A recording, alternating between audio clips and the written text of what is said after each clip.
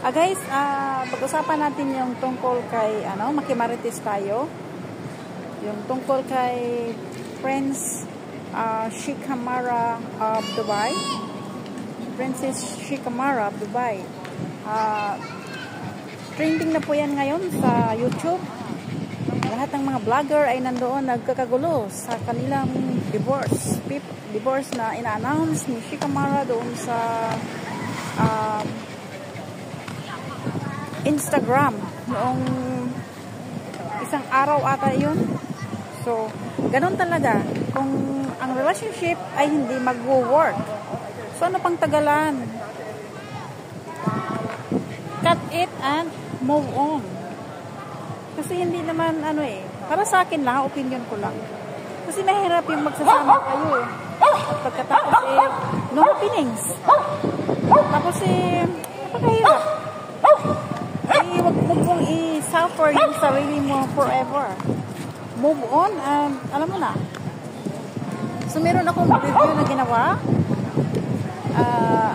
Ginawa ko yung video na yon. Kasi alam mo na, vlogger na tayo ngayon makimarites tayo guys. Pero mas maganda yung mauna tayo sa balita kaysa mahuli, di ba? So, nakita ko yan nung nakaraan pa, pero hindi mo na ako kasi busy ako sa trabaho ko at saka inasikaso ko yung pag-vlog ko doon sa YouTube kasi monetize na ako doon. So, thank you sa mga subscribers ko sa YouTube. Marami pong salamat. Yung tulong niyong pangbaba sa akin ay nakakatulong po. At lalo akong nagsikap at hindi ako huminto. At tinulungan ako ni Lolo ng YouTube. Partner program. So guys, maraming salamat. Meron akong kita. Nag-earn ako doon, piso-piso lang. So, maipon ko din yon. So, laking tulong yon. Pero guys, sa totoo lang, yung time ko sa paggawa ko ng video, pag-i-edit ko, Diyos ko, binigyan ko po ng time yan at wala akong tulog.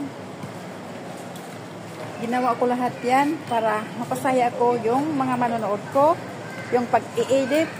Mahirap pala ang trabaho ng editor-in-chief. So, ako mismo ang nag-i-edit sa sarili kong mga video na noon ay sinabi ko sa sarili ko yung nakikita kong ibang video na sinabi ko na paano kaya nila ginawa yan. So, ngayon na alam ko na. So, guys, thank you so much. Thank you very much. Bye-bye. Watch my YouTube channel and subscribe. Thank you and have a nice day. God bless. Bye-bye. Subscribe my YouTube channel. This is Rosalie Sevilla Rose 13.